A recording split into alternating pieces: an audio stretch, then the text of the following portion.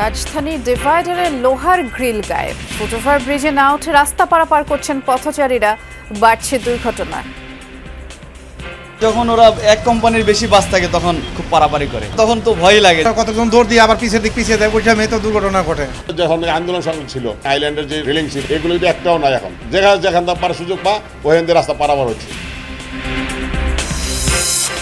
রাজধানীর উত্তরা থেকে সাবেক এমপি ধীরেন্দ্র দেবনাথ ও ইয়াহিয়া চৌধুরীকে গ্রেফতার। ধরা হয়েছে নরসিংদীর সাবেক সংসদ সদস্য সিরাজুলকেও। নারায়ণগঞ্জের কাঁচপুরে গ্যাস লাইনে লিকেজ বিস্ফোরণে শ্রমিকসহ দগ্ধ 7। জাতীয় বার্ন ইনস্টিটিউটে চিকিৎসাধীন 5 জনের অবস্থাই গুরুতর। প্রিন্সিপাল লাইন, তো সেক্ষেত্রে এখানে একটা গর্ত ছিল, আর ওই গর্তের মধ্যে গ্যাস এসে জমছিল। 7 জনের মোটামুটি আহত, তো জয় একটু বেশি আহত।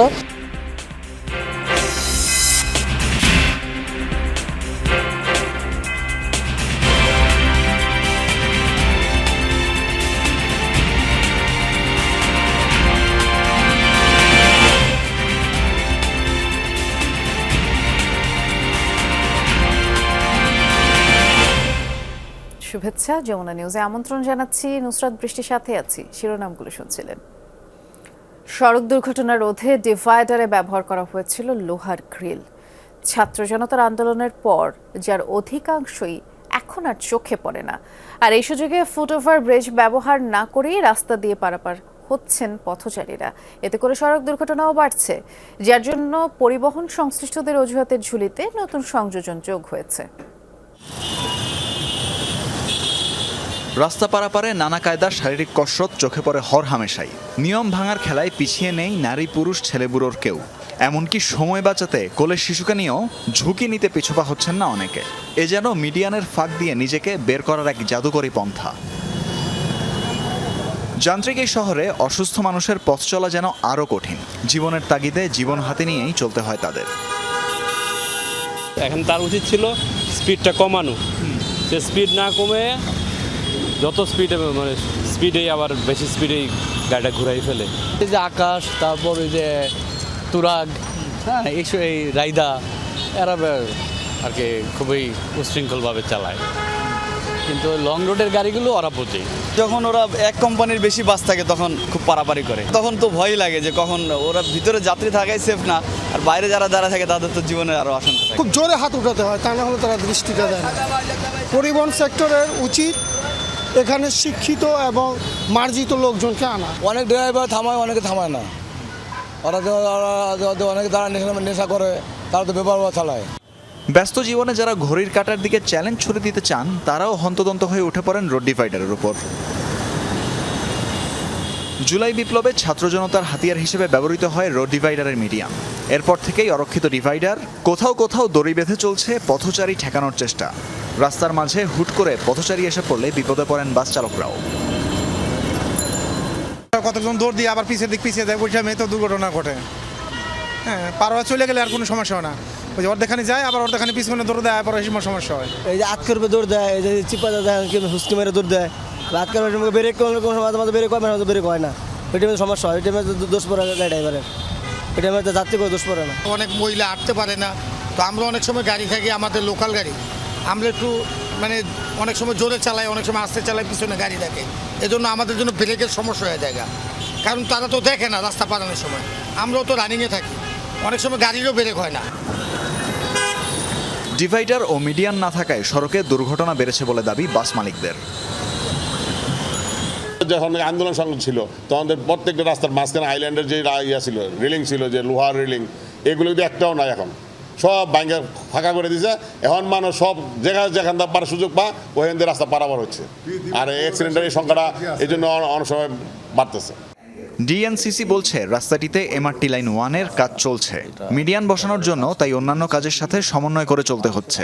রাষ্ট্রীয় অর্থের অপচয় রোধেই এই বিলম্ব। তাদের কিছু কাজ আছে, আন্ডারগ্রাউন্ড ড্রিলিং আছে। তো আমরা যদি এখন এই কাজগুলো করি তাহলে কিন্তু আবার এটা ভেঙে কিন্তু অপচয় হবে। ওদের রাইট নাও বা 2-1 বছরে ইন্টারভেনশন নাই, সেই কাজগুলো আমরা করে দিয়েছি। বাকি কাজগুলো ওরা যেভাবে রিকোয়ারমেন্ট দিবে সেই অনুযায়ী যত তাড়াতাড়ি সম্ভব আমরা করে দেব। সরকারি অর্থ অপচয় রোধ করার জন্যই মূলত এই ডিলেটা হচ্ছে আসলে। রোড ডিভাইডারগুলো আগের অবস্থায় ফিরলে সড়ক দুর্ঘটনা কতটা কমবে সেটি এখন দেখার বিষয়। তানভীর মৌসুম, যমুনা নিউজ, ঢাকা। ছাত্র জনতার অভ্যুত্থান দমন, হত্যা ও অবৈধ সম্পদের অভিযোগে আওয়ামী লীগ ও জাতীয় পার্টির আরও নেতাকে গ্রেফতার করা হয়েছে। সোমবার রাতে রাজধানী সহ বিভিন্ন এলাকা থেকে তাদেরকে গ্রেফতার করে আইনশৃঙ্খলা বাহিনী। এর মধ্যে আছেন বরগুনার সাবেক এমপি ধীরেন্দ্র দেবনাথ শম্ভু, নরসিংদীর সিরাজুল ইসলাম এবং সিলেটের ইয়াহিয়া চৌধুরী। ধীরেন্দ্র দেবনাথ শম্ভু বরগুনা 1 আসনের সাবেক সংসদ সদস্য। 5 আগস্টের পর থেকেই তিনি পলাতক ছিলেন। সোমবার রাতে রাজধানীর উত্তর এলাকা থেকে গ্রেপ্তার করে পুলিশ।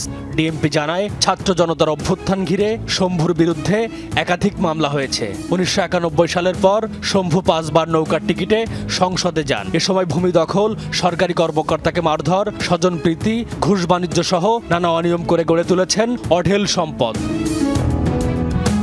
সিরাজুল ইসলাম মোল্লা আওয়ামী লীগ নেতার চেয়েও তিনি বেশি পরিচিত ডলার সিরাজ নামে। একসময় ব্যাংক পাড়ায় কালোবাজারে ডলার বিক্রির পাশাপাশি জড়িয়ে পড়েন স্বর্ণ চোরাচালানে। কালোবাজারির বদনাম ঘোচাতে পা বাড়ান রাজনীতিতে।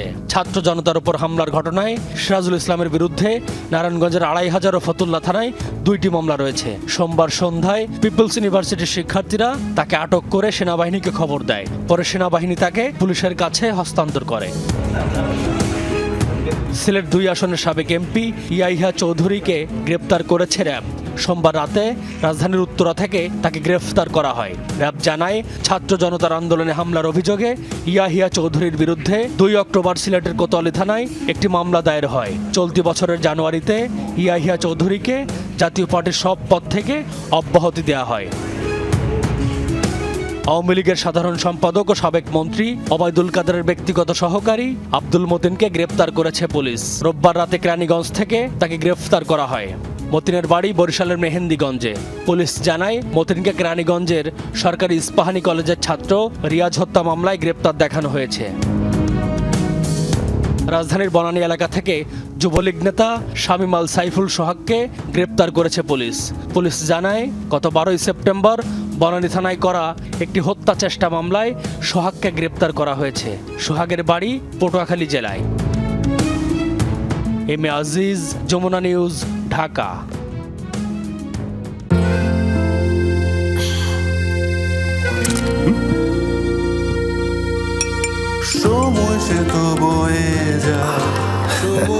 এভাবেই সময় পাল্টে যায়, কিন্তু ডিপ্লোমা সে একই সাথে একই মানে যুগ যুগ ধরে রয়ে যায়। নিউজিল্যান্ডের এক্সেলেন্স ইন কোয়ালিটি। নারায়ণগঞ্জের কাঁচপুরে রাস্তায় গ্যাসের মেইন লাইনের লিকেজ থেকে বিস্ফোরণ ঘটেছে। এতে শ্রমিক সহ 7 জন দগ্ধ হয়েছে। জাতীয় বার্ন ও প্লাস্টিক সার্জারি ইনস্টিটিউটে ভর্তি করা হয়েছে তাদের। সোমবার রাত 11টার দিকে সোনারগাঁও উপজেলার কাঁচপুরের সোনাপুর লাভলি সিনেমা হলের সামনে এই ঘটনা। চিকিৎসক জানান, দগ্ধদের মধ্যে 2 জন সংক্রমুক্ত হলেও বাকি 5 জনের অবস্থাই আশঙ্কাজনক। আর দগ্ধরা হলেন জয়, জাহাঙ্গীর আলম, মোহাম্মদ সুলতান, রাজু, মিজান, রিপন ও মোহাম্মদ শাহজালাল। স্বজনরা জানিয়েছেন, রাতে কাঁচপুরের সোনাপুর লাভলি সিনেমা হলের সামনের রাস্তায় কল বসানোর কাজ করছিলেন শ্রমিকরা। তখন সেখানে ঝালাইয়ের কাজ করতে গেলে পাশে গ্যাসের মেইন লাইনের লিকেজ থেকে বিস্ফোরণের ঘটনা ঘটে। 25 লাইন, তো সেক্ষেত্রে ওখানে একটা গর্ত ছিল, আর ওই গর্তের মধ্যে গ্যাস এসে জমছিল। তো ওই গ্যাসের যে লিকেজটা ছিল পুরোটা একবার মানে হাওয়ার প্রেসারে মানে ওনার দূরে ছিল। আর 2জন আমাদের বার্ন বেশি হয়েছে, একজন 22%, একজন 19%। ওই 2 জনের ক্ষতিগ্রস্ত বেশি হয়েছে। 7 জন ছিল, 7 জনেই মোটামুটি আহত। তো জয় একটু বেশি আহত, আর জাহাঙ্গীর ভাই আর সুলতান। ড্রেজিংয়ের নামে কোটি কোটি টাকা খরচ হলেও নাব্য সংকট কাটছে না আরিচা কাজিরহাট নৌরুটে। একদিকে বছর জুড়ে ড্রেজিং চলছে, অন্যদিকে দফায় দফায় ফেরি বন্ধ হচ্ছে। এর ফলে চরম দুর্ভোগে পড়েছেন এই পথে চলাচলকারীরা। নদীতে পরিকল্পিতভাবে ড্রেজিং হচ্ছে কিনা তা নিয়ে বেশ সন্দেহ আছে ভুক্তভোগীদের। তবে সংশ্লিষ্টরা বলছেন, যমুনায় দ্রুতই পানি কমে যাওয়া এবং নৌ চ্যানেলে পলি পড়ার কারণে ড্রেজিং করেও আর নাব্য ধরে রাখা যাচ্ছে না। আরিচা কাজিরহাট নৌরুটে দেখা দিয়েছে তীব্র নাব্য সংকট। ডুবোচরের কারণে দফায় দফায় বন্ধ হচ্ছে ফেরি চলাচল। অথচ বছর জুড়েই এই রুটে ড্রেজিং কার্যক্রম চালাচ্ছে বিআইডব্লিউটিএ। কিন্তু সুফল মিলছে না। আমি এই মুহূর্তে যমুনা নদীর মাঝ নদীতে রয়েছি। এইখানে এসে যে ড্রেজিংয়ের যে বিষয়টি দেখছি, একটা মহা কর্মযজ্ঞ কিন্তু এখানে চলছে। এই মুহূর্তে 7টি ড্রেজার দিয়ে পলি অপসারণ করা হচ্ছে, তারপরেও কিন্তু আমরা দেখছি যে আসলে খুব একটা সুফল মিলছে না। কারণ হিসেবে আসলে এইখানে নানা ধরনের প্রশ্ন থাকলেও বিআরডব্লিউটিএ যারা ড্রেজিং ইউনিটে যারা রয়েছেন তারা বলছেন যে প্রতিদিন গড়ে প্রায় 10 সেন্টিমিটার করে আসলে পানি কমছে, যে কারণে তারা যে পলি অপসারণ করছে দুদিন যেতে না যেতে আবারও সেই পলি এসে কিন্তু চ্যানেলে কিন্তু আটকে নৌ চলাচল কিন্তু অনুপযোগী হয়ে পড়ছে। এভাবে ফেরি চলাচল বন্ধ হওয়ায় চরম ভোগান্তিতে পড়েছেন পাবনা, রাজশাহী সহ এই পথে চলাচলকারী উত্তরবঙ্গের যাত্রী ও ট্রাক শ্রমিকরা। ড্রেজিং কার্যক্রম নিয়ে আছে বিভিন্ন অভিযোগ। আমরা 3 দিন ধরে আছি, ফেরি বন্ধ, ফেরি যাচ্ছে না, মাঠের থেকে যাচ্ছে, পানি কম, অবস্থা খুব খারাপ। আগে তো 2-3টা করে গাড়ি, 5-7টা করে গাড়ি নিত, নেওয়ার পরে এখন তো মনে করেন যে একদম বন্ধ। এখন দেখতেছেন না অবস্থাটা পুরা ঘাট জাম। এরা খালি সাদা পানি তুলেছে, ডিজাইন করিনি। আমরা নিজে চোখে এরা উপর মানে দেখা, কারণ আমরা তো এই ঘাট জন্ম দিয়েছি, আমরাই চলতেছি এখন পর্যন্ত আমরাই। ঊর্ধ্বতন কর্মকর্তার কাছে আমি অনুরোধ করব যে বালুটা ফাঁকে কোনো একটা জায়গায় রাখলে ভালো হয়, আমাদের যাতায়াতের রাস্তাটা যাতে ভরাট না হয়ে যায়। চলতি মাসেই এই রুটে 2 দফায় প্রায় 95 ঘন্টা ফেরি চলাচল বন্ধ থাকে। এতে জনদুর্ভোগের পাশাপাশি রাজস্ব হারিয়েছে সরকার। বিআইডব্লিউটিসি বলছে একটি রোরো ফেরি ফুল লোডে চলতে পানির গভীরতা প্রয়োজন 8 থেকে 8.5 ফুট, অথচ নৌ চ্যানেলে এর গভীরতা অনেক কম। আমরা আউটলুকিং যেটা বুঝি, আমাদের মাস্টাররা যার বলে এটা ওই যখন রান করে একটা ফেরি অনেক সময় ডুবুচরে আটকে যায়, এটা একটা সাময়িক, কিন্তু যে পলিটা একটা কন্টিনিউয়াস প্রসেস, এটা পড়তেছে, যখন পানির নিচের দিকে নামতেছে পলি নিয়ে এসে চ্যানেলটা ভর্তি করতেছে। ড্রেজিং কার্যক্রম নিয়ে প্রশ্ন থাকলেও ক্যামেরায় কথা বলতে রাজি হননি দায়িত্বে থাকা কর্মকর্তারা। তবে পরামর্শক প্রতিষ্ঠানের এই কর্মকর্তার দাবি, পরিকল্পিতভাবেই চলছে ড্রেজিং। হচ্ছে অ্যাডাপটিভ ওয়ে, চ্যানেলের সাথে নেচারের সাথে অ্যাডাপ্ট করে যেটা সহজ আমি সেটাই করার চেষ্টা করছি এবং সেইভাবেই অ্যাডভাইস করছি। এটাকে অপরিকল্পিত ড্রেজিং বলার কোনো সুযোগ নাই। গত বছর আরিচা বেইজে ড্রেজিংয়ে ব্যয় হয়েছিল 23 কোটি টাকা। PM Khorshed, Jamuna news, Manikganj. শেখ হাসিনার আমলে প্রধানমন্ত্রীর কার্যালয়ে ছিলেন সিনিয়র সহকারী সচিব পদমর্যাদার কর্মকর্তা মাসুমা আক্তার। সাবেক প্রধানমন্ত্রীর আত্মীয় বরিশাল সিটির অপসারিত মেয়র খোকন সেরনিয়াবাতের তদবিরে গেল বছর বরিশাল সিটি কর্পোরেশনে যোগদান করেন সচিব পদে এই মাসুমা। 2 দফায় দায়িত্ব পালন করেন ভারপ্রাপ্ত প্রধান নির্বাহী কর্মকর্তা হিসেবে। মাত্র 1 বছরে ক্ষমতার অপব্যবহার করে নানা অনিয়ম ও দুর্নীতিতে জড়িয়ে পড়ার অভিযোগ আছে মাসুমা আক্তারের বিরুদ্ধে। প্রধানমন্ত্রীর কার্যালয়ের কর্মকর্তা মাসুমা আক্তার বরিশাল সিটি কর্পোরেশনের সচিব হিসেবে যোগ দেন 2023 সালের আগস্টে। সাবেক প্রধানমন্ত্রীর ফুফাতো ভাই তৎকালীন সিটি মেয়র খোকন সেরনিয়াবাতের পছন্দেই তাকে কর্পোরেশনে বদলি করা হয়। খোকন সেরনিয়াবাতের আস্থাভাজন হওয়ায় নগর ভবনে ক্ষমতার কেন্দ্রবিন্দুতে ছিলেন এই কর্মকর্তা।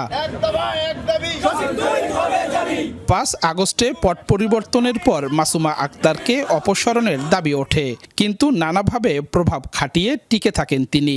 বিভিন্ন দেখা যায় বিল্ডিং এর কাজ হয়, ওইটার কাছ থেকে উনি ইঞ্জিনিয়ার মাধ্যমে একটা পার্সেন্টেজ ওনার কাছে আসে। 8-10টা চেক হবে, স্বাক্ষরিত হয়ে ঠিকাদারকে বাসায় পৌঁছে দেওয়া হয়েছে। এর বিনিময়ে পিছনে কিছু শুভঙ্করের ফাঁকি রয়েছে, অর্থ লেনদেন রয়েছে। নিয়োগ বাণিজ্য, আর্থিক অনিয়ম সহ নানা অপকর্ম নিয়ে মাসুমার বিপক্ষে কথা বলছেন না তার সহযোগীরা। টাকা 30,000 পাইছে, এটা মিথ্যা করে লাভ নেই। টাকাটা আসলে কিভাবে পাইছেন? ডলারে না টাকায় না চেকে? কিভাবে পাইছেন?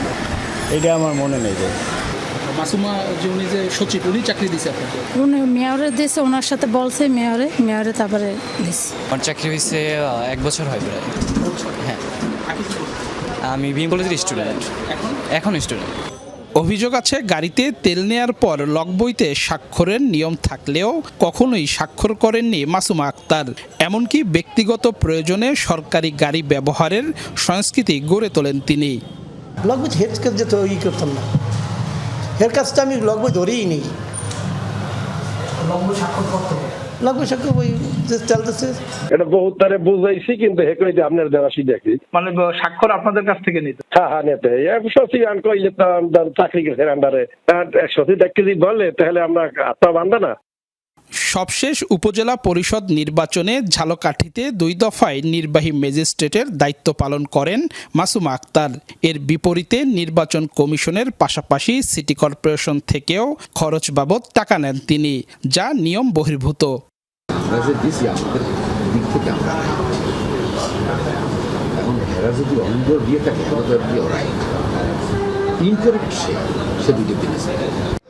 অনিয়ম দুর্নীতির মাধ্যমে বিপুল অঙ্কের টাকার মালিক 30তম বিসিএস এর এই কর্মকর্তা।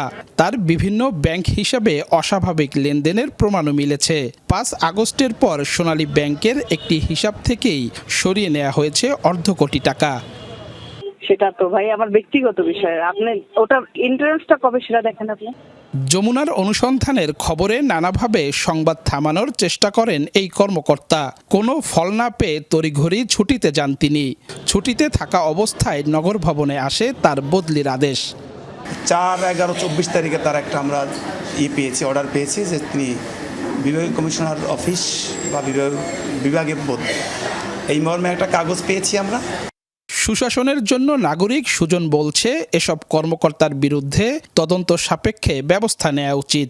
সম্পদ জমা করেছে বিভিন্ন ক্ষেত্রে স্বনামে বেনামে, এটার একটা তদন্ত হওয়া উচিত এবং যারা এই অপকর্ম করেছে তাদের শাস্তি হওয়া উচিত। কাউসার হোসেন, যমুনা নিউজ, বরিশাল।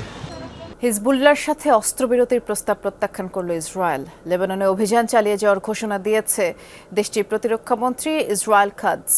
সম্প্রতি যুক্তরাষ্ট্র জাতিসংঘের উদ্যোগেই শান্তি আলোচনার চেষ্টা করা হলেও তেল আবিব অনড়। আরও এক ধাপ উপরে নবনিযুক্ত প্রতিরক্ষা মন্ত্রী। কোনো ধরনের প্রস্তাবে সাড়া দিতে তিনি রাজি নন। অস্ত্রবিরতি ইস্যুতে ইসরায়েলের কৌশলগত সম্পর্ক বিষয়ক মন্ত্রী রন টেরমারের সাথে আলোচনার কথা রয়েছে মার্কিন পররাষ্ট্রমন্ত্রী অ্যান্টনি ব্লিনকেনের। তবে প্রতিরক্ষা মন্ত্রী কাদস আগে ভাগেই জানিয়ে দিয়েছেন হামলা বন্ধ হবে না লেবাননের সশস্ত্র গোষ্ঠীর বিরুদ্ধে। মঙ্গলবার 3 দিনের সফরে লেবাননে যাচ্ছেন জাতিসংঘের শান্তিরক্ষী মিশনের প্রধান আন্ডার সেক্রেটারি জেনারেল জঁ-পিয়েরে ল্যাক্রোয়েক্স। দেখা করবেন দেশটিতে অবস্থানরত ইউনিফিল সদস্যদের সাথে। গাজায় ইসরায়েলের আগ্রাসনকে গণহত্যা আখ্যা দিয়েছেন সৌদি আরবের ক্রাউন প্রিন্স মোহাম্মদ বিন সালমান। অবিলম্বে গাজা ও লেবাননে হামলার বন্ধের দাবি তিনি জানিয়েছেন। সোমবার আরব ইসলামিক সম্মেলনে যোগ দিয়ে বলেছেন, গাজায় যুদ্ধ বন্ধ করতে না পারা আন্তর্জাতিক সম্প্রদায়ের ব্যর্থতা। উপত্যকায় দুর্ভিক্ষের পরিস্থিতি তৈরির জন্য তেল আবিবকে দায়ী করেন। নেতানিয়াহু প্রশাসনের কারণেই মধ্যপ্রাচ্যে শান্তি প্রতিষ্ঠা বাধাগ্রস্ত হচ্ছে এমন মন্তব্য করেন সালমান। ইরানে ইসরায়েলি হামলার নিন্দা জানিয়েছেন তিনি। ইরানি ভূখণ্ডে হামলা না চালানোর বিষয়ে তেল আবিবকে সতর্কও করেছেন।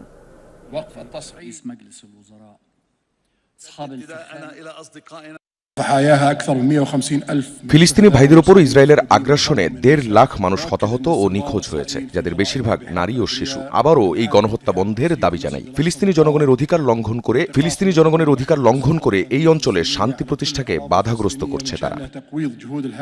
সালমান এফ রহমানের বেক্সিমকো ফার্মাসিউটিক্যালসে রিসিভার নিয়োগের সিদ্ধান্ত স্থগিত করে দিয়েছেন আপিল বিভাগ। তবে এর বাইরে গ্রুপের অন্যান্য কোম্পানিতে রিসিভার নিয়োগের আদেশ বহাল থাকবে। মঙ্গলবার বিচারপতি আশফাকুল ইসলামের নেতৃত্বে 3 বিচারপতির বেঞ্চ এই আদেশ দেন। পরে বেক্সিমকো ফার্মার আইনজীবী মোসাফিজুর রহমান খান বলেছেন, রিসিভার নিয়োগ নিয়ে জারি করা রুল 2 সপ্তাহের মধ্যে হাইকোর্টের বিচারপতি ফারাহ মাহবুবের নেতৃত্বে ডিভিশন বেঞ্চকে নিষ্পত্তির নির্দেশ দিয়েছেন আদালত। এর আগে 5 সেপ্টেম্বর এক রিট আবেদনের পরিপ্রেক্ষিতে হাইকোর্ট রুল সহ আদেশ দেন। আর এতে বেক্সিমকো গ্রুপের সব সম্পত্তি সংযুক্ত করতে এবং গ্রুপটির কোম্পানিগুলোর ব্যবস্থাপনায় 6 মাসের জন্য রিসিভার নিয়োগ দিতে বাংলাদেশ ব্যাংককে নির্দেশ দেওয়া হয়।